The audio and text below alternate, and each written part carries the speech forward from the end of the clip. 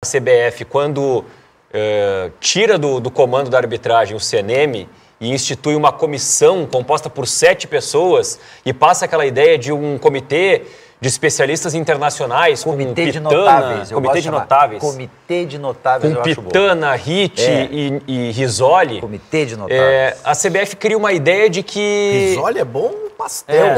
Risoli de frango é bom, né? Nem me fala. Na hora, John. Puta, John. Depois. Mas quando a CBF... Sempre na hora. Quando a CBF institui isso, ela passa uma ideia que é a seguinte. Todo mundo manda e ninguém manda. Perfeito. Para mim já tem um erro aí. Só que na prática a gente está vendo que não é bem assim.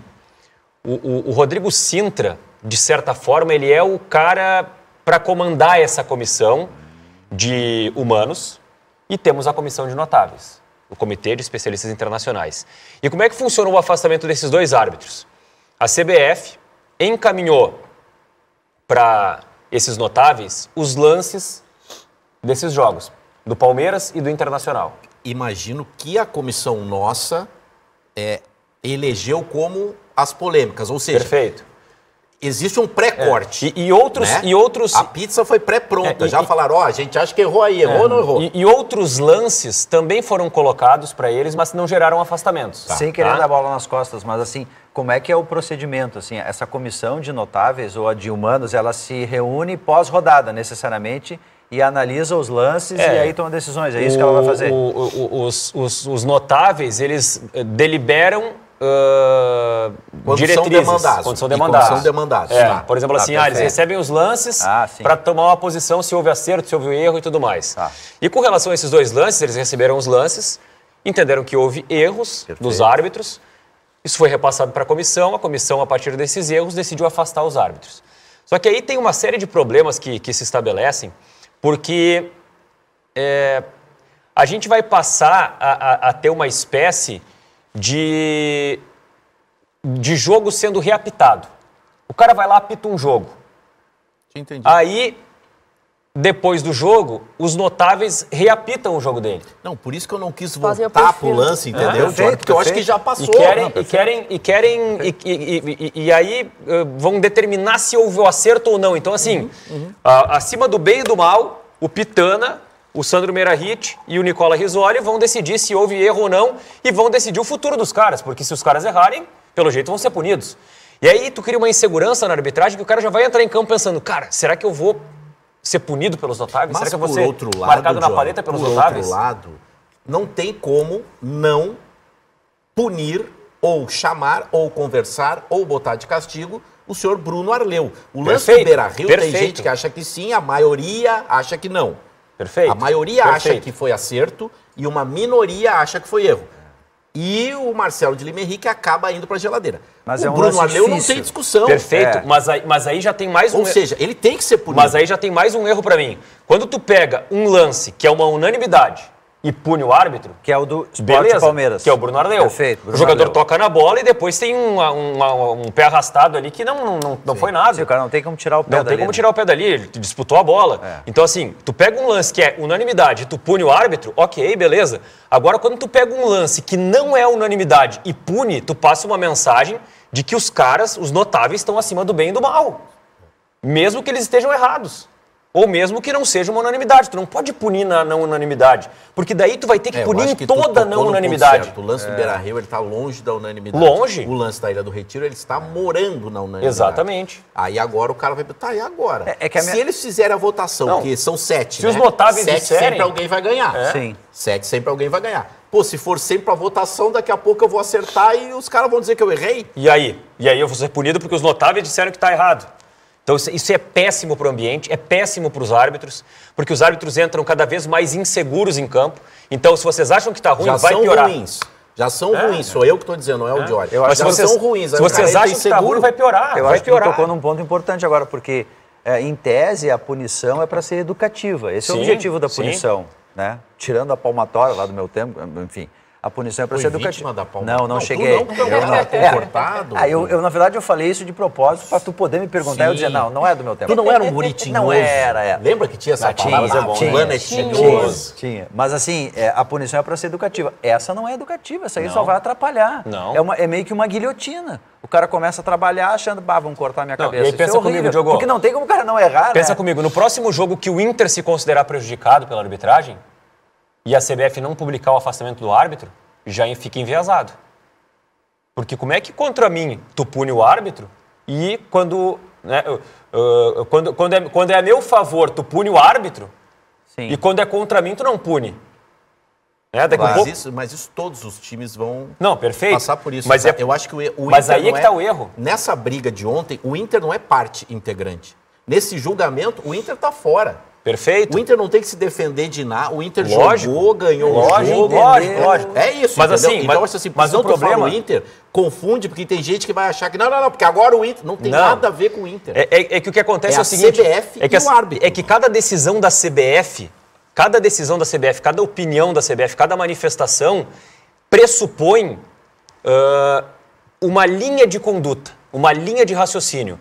Quando a CBF age punindo o árbitro do jogo do Inter contra o Cruzeiro por um lance que não é uma unanimidade, ela está chancelando que o Cruzeiro foi prejudicado por um erro da arbitragem. Porque ela está punindo o árbitro. A menos que a comissão tenha achado que foi um erro realmente gravíssimo, terrível e medonho. Perfeito. Mas que é um problema também. Que é um problema também. Também. E aí a questão é justamente essa. Quando eu coloco o Inter na parada, é pelo seguinte.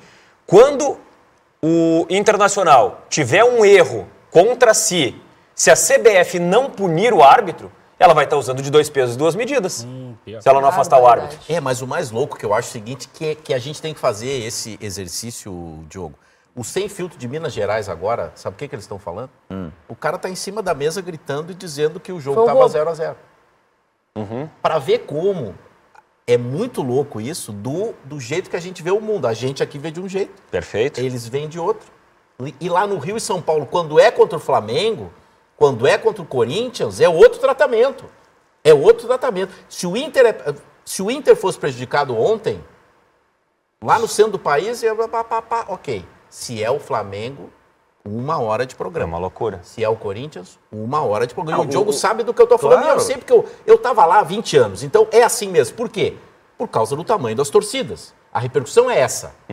O árbitro que vai apitar, Diori, no Maracanã, o jogo do Flamengo, ele sabe que se ele errar, o Sport TV, a ESPN, todos os influenciadores mega grandes vão falar dele 2 horas no dia seguinte. Quando ele vem aqui e por acaso erra contra o Inter ou por acaso erra contra o Grêmio, é a gente. E só. Então, perfeito. Isso também entra na mente do cara. Por isso que é urgente a profissionalização, por isso que é urgente uma empresa, uma sala, uma sede e uma elite. E essa elite tem que ter critério. O lance do Wesley, mas é difícil, para o critério é falta ou não é? Expulsão ou não expulsão? E todos vão fazer igual ou parecido. E quando não fizer, Vini, que o cara se distraiu, vai ter um cara na salinha, Diogo, que vai dizer o seguinte, critério, no Beira-Rio foi, não sei onde foi, mesmo que tu não queira, é o critério. Ele vai ser expulso, ou ele não vai ser expulso. É assim que funciona. Na Inglaterra tem isso, por que não pode ter no Brasil, se tem o mesmo número de clubes na competição, Diori? A gente entrou numas, cara, que não dá, porque não dá. É ruindade misturada com... Tem aquela máxima, né, Diogo? Numa sala de aula, Keck, quando chega no fim do ano e 50% é reprovado, a culpa é do professor. Sim. Não é que tem 50% de aluno burro. Não é assim. E eu entendo os árbitros. Eles não têm pai nem mãe, eles não têm um critério, não tem um professor que diga é assim que o exercício é feito desse jeito. Cada um faz do jeito que quer. Eu achei que o Marcelo de Lima Henrique fez uma arbitragem boa ontem. Eu também. Mas o cara foi pra geladeira. Foi pra geladeira por fazer um bom jogo. Mas aí que tá, em cima do que tu disse... Mas em Minas Gerais, sabe o que eles acham? Que ele tem que ser preso. Mas aí que tá, em cima do que tu disse, o grande erro...